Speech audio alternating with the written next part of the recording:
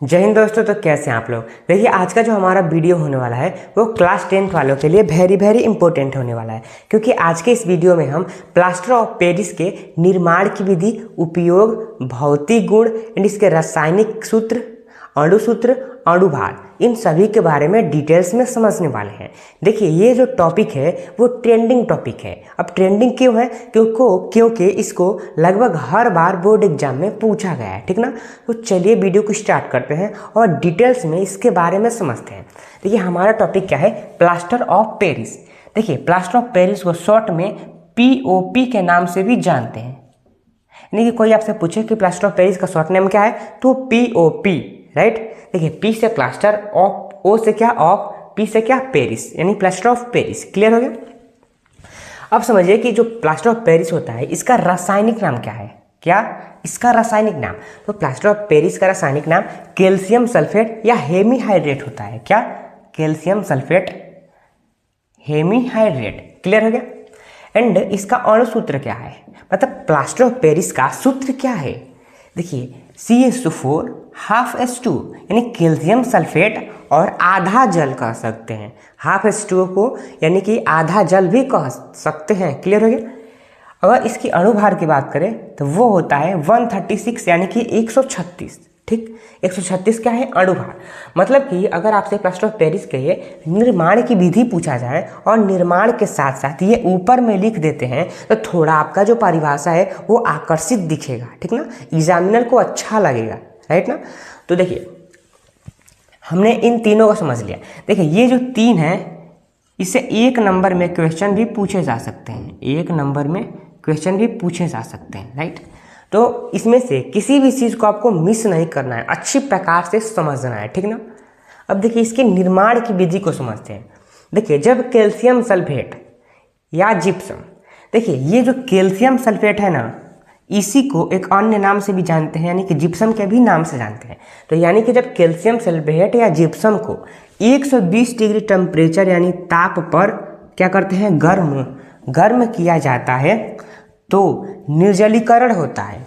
क्या? निर्जलीकरण के द्वारा किसका निर्माण हो जाता है? प्लास्टर ऑफ पेरिस का निर्माण हो जाता है।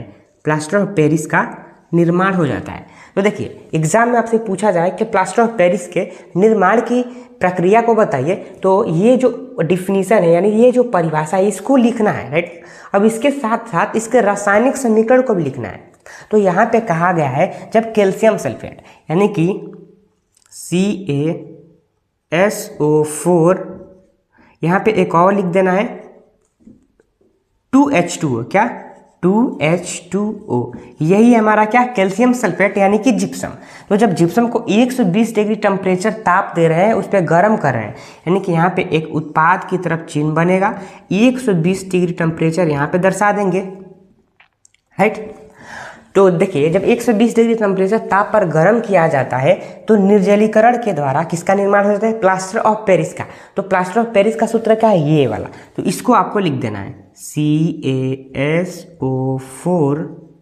हाफ H2O, यहाँ पे एक पॉइंट लगा देना है H2O, और प्लस में 3/2 H2O का भी निर्माण हो जाता है, ठीक ना। यही हमारा क्या? Plaster of Paris. एंड ये क्या है? कैल्शियम सल्फेट यानी कि जिप्सम। तो जब हमने कैल्शियम, देखिए ये जो हमने रासायनिक समीकरण को बनाया है इसी के मदद से आप इसके डिफिनीशन को यानी निर्माण की विधि को भी आसानी से लिख सकते हैं, ठीक ना। तो यही था हमारा प्लास्टर ऑफ पेरिस का निर्माण की विधि एंड इसके क्या? रासायनिक समीकरण। क्या? समीकरण। क्लियर हो गया।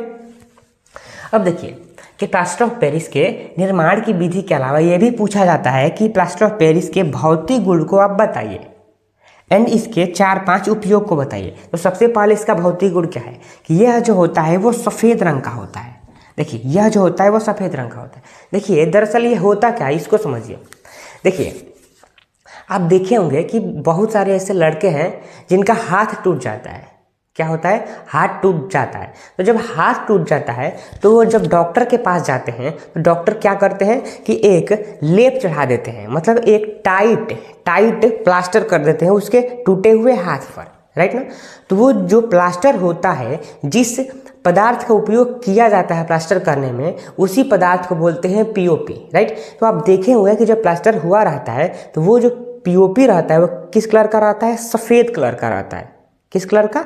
सफ़ेद कलर का। मतलब कि इसका उपयोग हम लोग जो घर होता है उसको बनाने में भी करते हैं, डिज़ाइन उसमें बनाने में करते हैं, मोल्डिंग बनाने में भी इसका उपयोग करते हैं, ठीक ना। तो यही बात यहाँ पे कहा जा रहा है कि जो हमारा प्लास्टर ऑफ पेरिस होता है यह सफ़ेद रंग का होता है। किस रंग का? सफ़ेद रंग का। जल में अविलय होता है।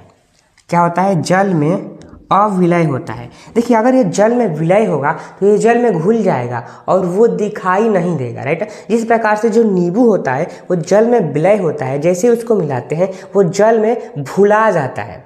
क्या? भुला जाता है। तो अगर ये रहेगा तो हमारा प्लास्टर नहीं हो पाएगा, राइट ना।